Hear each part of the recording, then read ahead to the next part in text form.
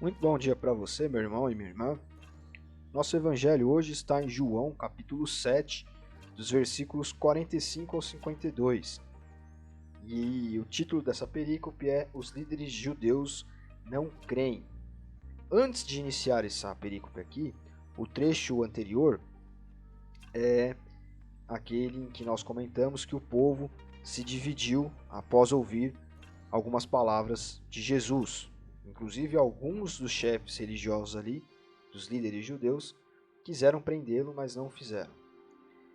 E aí, logo em seguida, a Bíblia passa, o João passa aqui para esse trecho que nós vamos trabalhar no dia de hoje.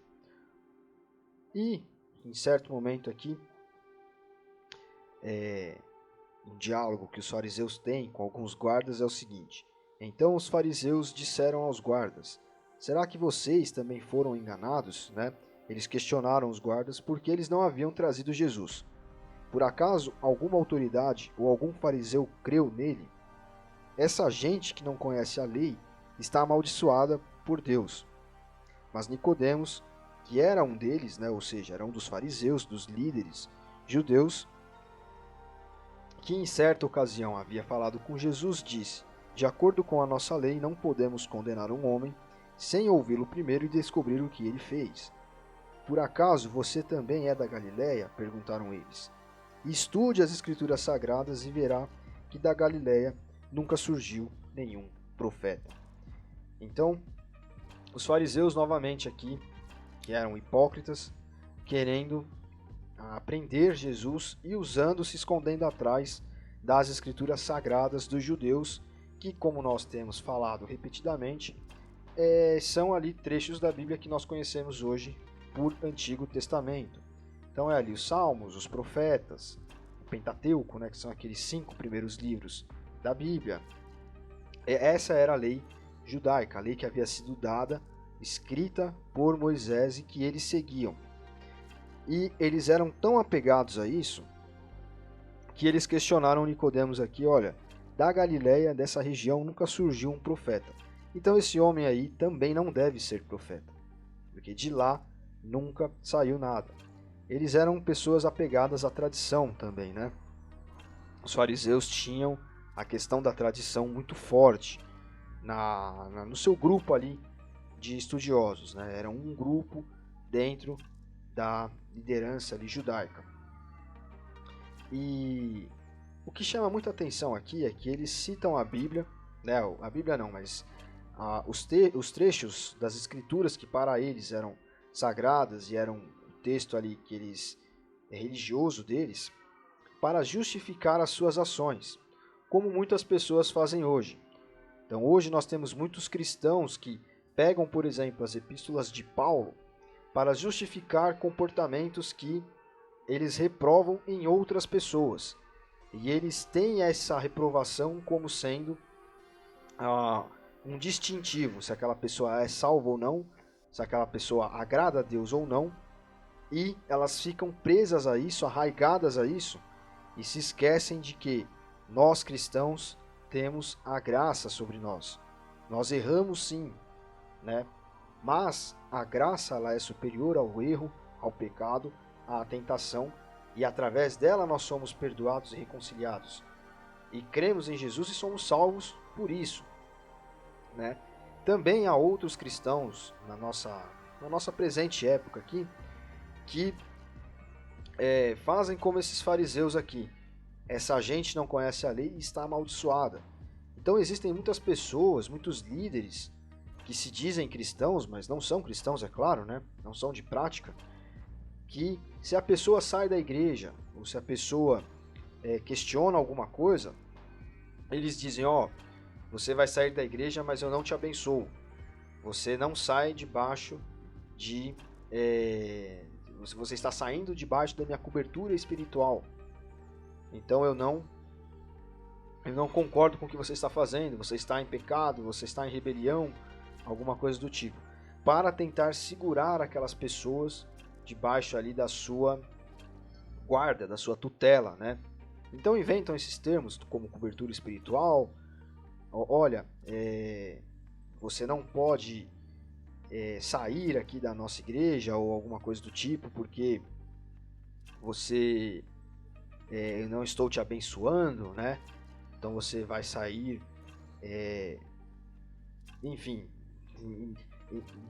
em desacordo com a vontade de Deus, algo do tipo. Então nós vemos que as épocas mudam, mas as lideranças que, primeiro, não enxergam o texto sagrado da maneira como ele deve ser praticado, elas ainda manipulam as pessoas pelo medo, né? Manipulam a fé das pessoas pelo medo e usam até mesmo textos sagrados, né? Hoje em dia para nós a Bíblia, como formas de controlar as pessoas, controlar ações, controlar pensamentos das pessoas. Então olha só como as épocas mudam, mas a prática humana egoísta, né, egocêntrica, materialista, né, naquele sentido de materialismo que nós estamos sempre trabalhando aqui, que é o apego às coisas deste mundo aqui, né, em detrimento das coisas espirituais do outro mundo, como isso acaba falando mais forte e pega, infelizmente, aquelas pessoas que têm menos conhecimento da Bíblia ou que se permitem serem manipuladas pelo medo, pegam como se pega um peixe, né? Uma isca, pega assim pela boca e, enfim, seguram essas pessoas ali nas suas igrejas ou nas suas seitas por meio dessa manipulação da fé pelo medo. Então, tenha sempre em mente que Jesus morreu na cruz para te salvar. A graça, ela é superior a qualquer tipo de pecado que você tenha cometido, né? Qualquer tipo de falha que você ainda tenha, mesmo que você tenha entregado a sua vida para Jesus. Você não é santo, você não é perfeito. Você está trabalhando para que o Espírito Santo te dê graça, te dê força para vencer os seus pecados. Então, sempre tenha isso em mente. Maior é aquele que está em você do que aquele que está nas pessoas. Não tenha medo de alguém que diz que te amaldiçoa, ou que diz que você está saindo de debaixo da cobertura espiritual dele, ou que diz que você não anda em santidade, então você precisa urgentemente voltar e qualquer coisa do tipo, porque essas pessoas estão tentando manipular a sua fé pelo medo. Elas estão fazendo uma leitura segundo os seus olhos do que elas enxergam na Bíblia. Como esses fariseus aqui faziam com os textos sagrados judaicos, e veja só, eles eram tão apegados a isso que eles não puderam ver o Deus encarnado. Eles quiseram matar esse homem, como está escrito aqui, quiseram prendê-lo, quiseram e instigaram outras pessoas a fazerem isso, como esses que eu estou falando da nossa época também o fazem. Tanto que eles criam as suas seitas, criam os seus grupos dentro das igrejas, né, ou para dividir igrejas, ou para controlar a fé dos outros pelo medo. Então não permita que isso aconteça. Ore a Deus para que Jesus te mostre. Se você ainda tem medo, porque olha só, eu pequei, porque agora meu líder falou isso, eu não posso fazer aquilo porque meu líder falou isso, eu estou debaixo da cobertura espiritual dele. Não permita que essas coisas aconteçam. Ore a Deus para que Ele ilumine a sua mente e faça você perceber quando as pessoas tentarem manipular a sua fé pelo medo. Ser cristão não é ter medo, como nós falamos no nosso evangelho de ontem. Ser cristão é ter fé em Cristo, imitá-lo e viver sem carregar um fardo. Viver para Cristo. Viver para Cristo não é carregar um fardo, não é ter medo de não ir para o céu ou de fazer isso ou aquilo. Tenha sempre isso em mente. Deus abençoe você. Até mais.